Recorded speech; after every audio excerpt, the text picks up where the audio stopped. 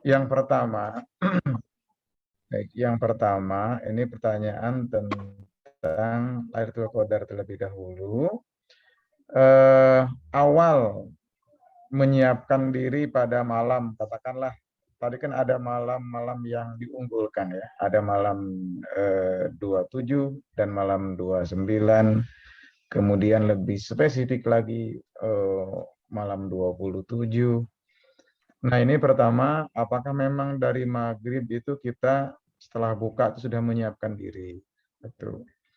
Dan yang kedua, apakah itu harus dilakukannya tadi sambil itikaf? Artinya bagaimana kalau ibadahnya di rumah, tidak di masjid? Ya, Nah itu yang pertama. sejak Pertama dulu kali ya. Ya. Oke, Kalau yang enggak. pertama, ada dua pertanyaan tadi. Jadi kalau mulainya kapan? Ya namanya malam itu mulainya maghrib, ya, berakhirnya subuh. Jadi kalau kita mau memulai, mulainya bisa maghrib. Nah kalau kita ingin persiapan, bagus sebelum maghrib. Jadi artinya sejak sebelum buka puasa sudah persiapan. Sehingga begitu malam itu, ya ibaratnya kalau orang mau berlari gitu ya, kan start itu kan ada persiapan sebelum masuk dan sebelum berlari sekencang-kencangnya. Nah, jadi persiapan yang kira-kira diperlukan untuk malam itu ya disiapkan sejak awal. Apapun yang bisa disiapkan. Maksudnya yang disiapkan itu bisa jadi mungkin di tempat ketika nanti agak dingin. Ya, kalau perlu jaket ya bawa jaket. Kalau di tempat etika perlu alas karena nggak ada alasnya, ya siapkan sajadah atau yang semacamnya. Jadi di sana karena nggak ada air putih terus bawa bawa tumbler, bawa apa lagi. Nah itu yang begitu-gitu betul-betul disiapkan kalau memang kita mau persiapan supaya nanti pada saat di tempat iktikaf itu kita bisa fokus. Jadi nggak udah ke sana, wah jaket ketinggalan, balik lagi, kemudian apa lagi, balik lagi. Jadi ya, semuanya bisa diantisipasi sejak awal. Nah termasuk juga yang disiapkan adalah nanti bisa disampaikan kalau misalnya kita berada di grup WA dan di situ banyak diskusi, banyak ngobrol dan yang lainnya. Kalau ada yang bisa ditunda, maka nanti bisa disampaikan atau misalnya kita tidak merespon, nanti disampaikan bahwa kalau ada yang punya keperluan mendesak, silahkan japri, silahkan telepon saya bisa. Tapi kalau membuka grup untuk sementara sampai besok subuh saya nggak buka grup. Ya, nggak buka grup. Jadi terpaksa itu dilakukan.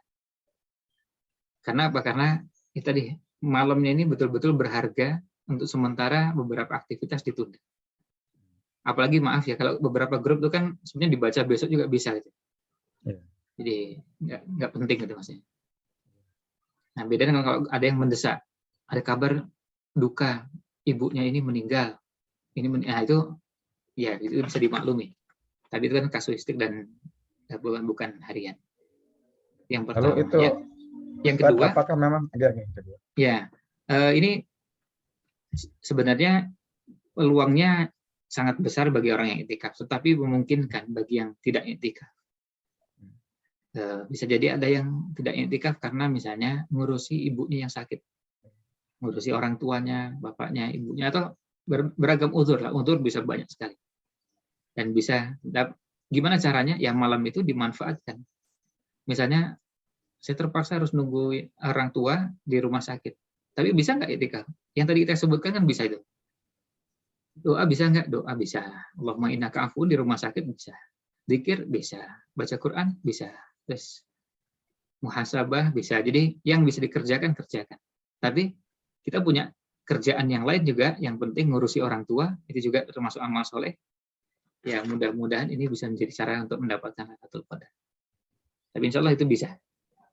Apalagi maaf ya, apalagi kalau perempuan, ibu-ibu yang misalnya di masjid nggak ada tempat yang kondusif, kemudian di rumah juga ada anak, kan susah bawa anak, apalagi kalau anaknya masih bayi, masih usianya bulan, ya, baru 2 bulan, 3 bulan, padahal ingin iktikaf.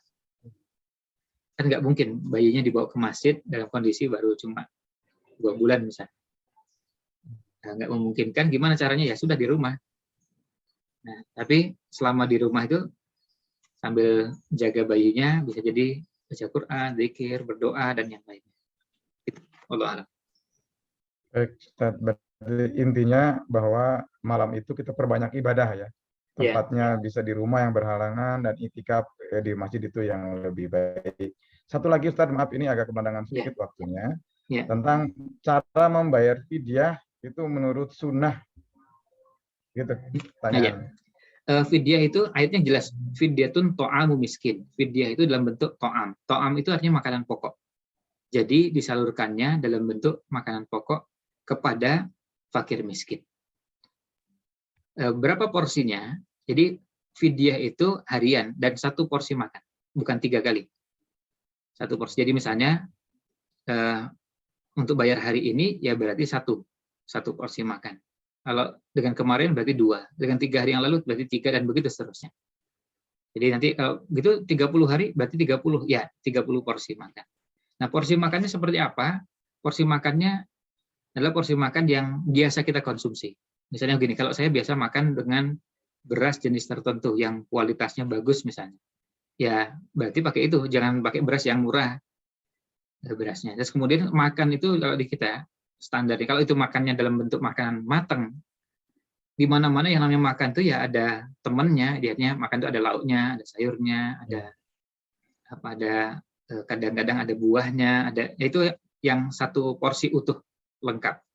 Maka kalau tanya berapa harganya, itu bisa beragam.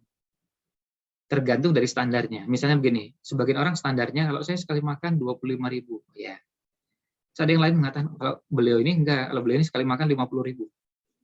Karena kelasnya menengah ke atas nih, atau kelasnya yang atas. Jadi bukan lagi 25 tapi 50. Ya, nanti dicarikan porsi makan yang porsinya kualitasnya seperti itu. Jadi menunya sate kelata apa ya? Atau menu tongseng gitu dengan apalagi dan buahnya juga. Jadi betul-betul satu porsi dan minumnya air mineralnya bukan mineral gelas gitu, tapi air mineral yang 600 ml misalnya. Ya itu contoh bagaimana intinya satu porsi tapi kita bisa maksimalkan pada semua komponennya. Nasinya yang terbaik, lauknya dan sayurnya, buahnya dan seterusnya satu porsi ya. Kalau itu porsinya, kalau bentuknya makanannya matang gitu ya. Dan yang penting salurkannya kepada fakir miskin. Boleh nggak diberikan pada jamaah yang buka puasa, itu masalahnya. Karena yang buka puasa nggak semuanya fakir miskin. Ya maaf ya, misalnya sekarang kita buka jadi untuk karyawan gitu. Kalau kita buka bersama, itu kan ada yang bukan fakir miskin. Sementara yang bukan fakir miskin tidak berhak makan dari fidyah. Kecuali kalau kita salurkan khusus untuk fakir miskin di mana gitu. Nah, itu boleh. Gitu. Ustadz, ini sangat terakhir ini pertanyaannya ini. Jadi kalau ada panitia Ramadan yang bisa menerima uang fidyah, ya, dan lalu mereka lah yang membelikan makanan sebagaimana tadi disampaikan itu bolehkah? Tidak ya, kita boleh. langsung. Mereka sebagai wakil dari orang yang mengeluarkan fidyah, asal panitianya yang pertama ngerti ilmunya dan yang kedua amanah. Supaya nanti tadi, kalau misalnya mau disalurkan untuk buka puasa, harus dihitung. Ini kalau buka puasa, di masjid kita ini nggak semuanya fakir miskin. Nah, gimana cara mengaturnya? Sebab ini harus tepat sasaran kan gitu. Iya. Supaya jangan sampai ini sasarannya malah orang kaya juga yang ikut buka puasa di masjid kan boleh di masjid. Tapi nggak berhak untuk dapat dari jatah fidyah tadi. Nah, itu intinya itu. Wallahu a'lam. Baik, jazakallah Ustadz atas keterangan-keterangannya yang mempercerah kita pada siang ini. Bapak Ibu jamaah pengajian yang dimuliakan Allah Subhanahu wa taala. Sebelum kita tutup, mungkin insya Allah ini untuk yang Ramadan ini terakhir sesinya. Kita insya Allah berjumpa lagi di mungkin setelah Idul Fitri, ya. Saya sampaikan dulu saya dan teman-teman yang host acara ini mungkin ada kurang berkenan selama ini. Saya mohon maaf. Ya. Kita belum berani menyampaikan selamat Idul Fitri ini. Tapi baiklah Bapak Ibu semua, kita tutup dulu dengan doa kafaratul. Subhanallah. Asyhadu alla ilaha illa anta wa atubu ilaik. Billahi taufiq wal hidayah. Wassalamualaikum warahmatullahi wabarakatuh. Waalaikumsalam Assalamualaikum warahmatullahi wabarakatuh.